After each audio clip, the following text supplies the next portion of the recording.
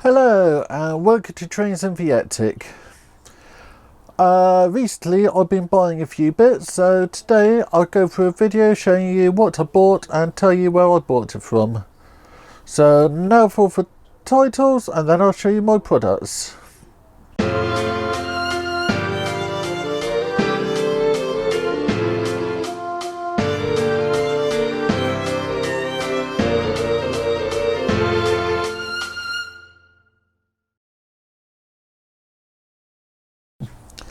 The first thing I've been buying are these lights. All of them are from Amazon, and I'll put links to them all in my video description.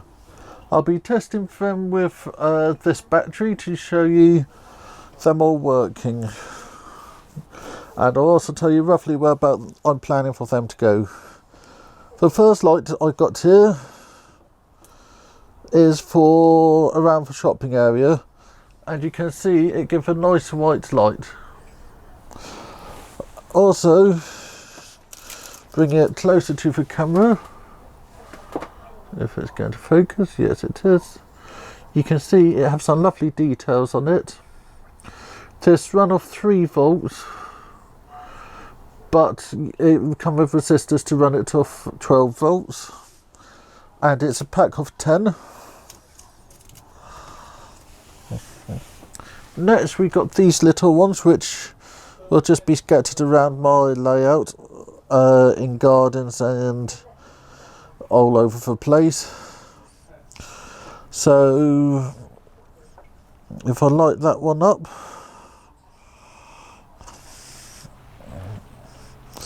you can see it's a bluer light. The nice thing with this one is, if I can get it in the camera again, there we go. I'm working upside down here. So you can see it's nicely detailed, and you even have a bottom so you can adjust the height of it. So let me go out to Ted, and you can see it in more detail. I'll have pictures of all of these on the screen as well. That will make life easier for everyone to see them.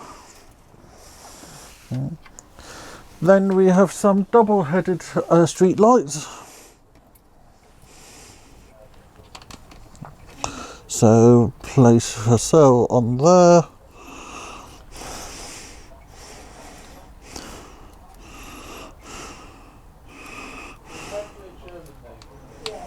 So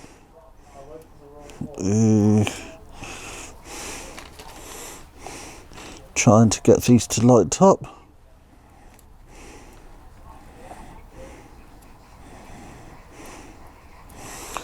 But that's a double headed one, and then we have a single headed one.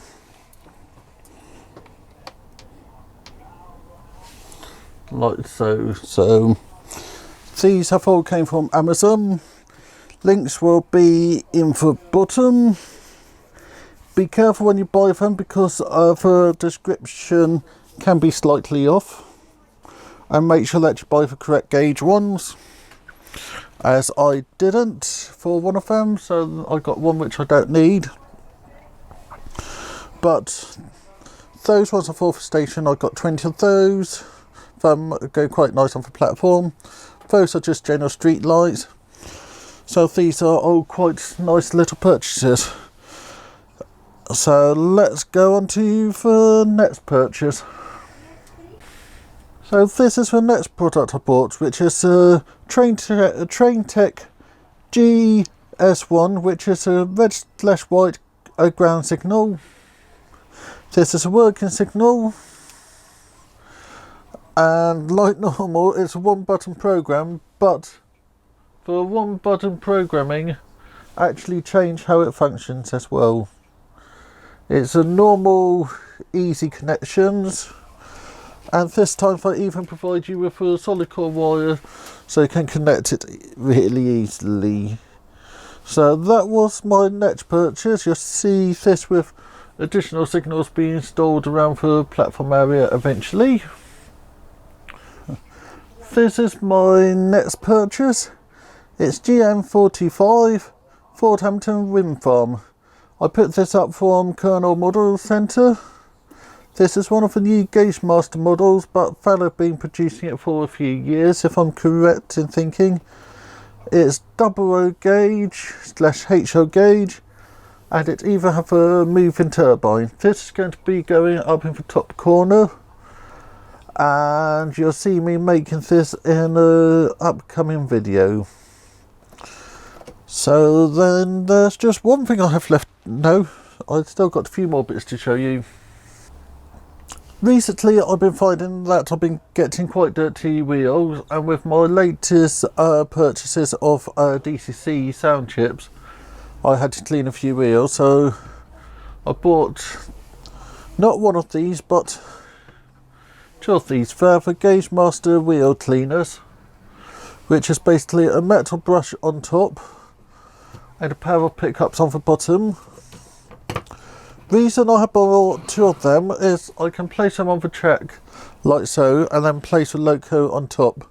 If you just have one, you're trying to balance it, but by having two, you can actually have it sitting nicely on the track, and I'll show you that in a moment.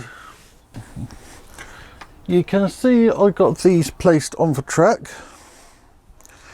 Then what you do, you just place your powered loco on there, or in my case unpowered, as I don't have a powered one about in easy reach. So that's just placed on there. You would then increase your loco power, and the wheels turn, cleaning yourself on the wheels, cleaning the wheels on the brushes, and then that will be ready to run.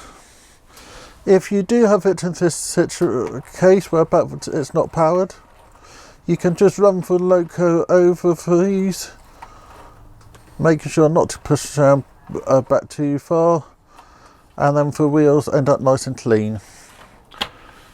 So I now got one last purchase to show you. So this train isn't the latest purchase, it's a sound chip in it. It's a Lot Sound version 5, and it have a Lego Biff Man sound in it. So I'll place my microphone by it so we can hear a few of the sounds.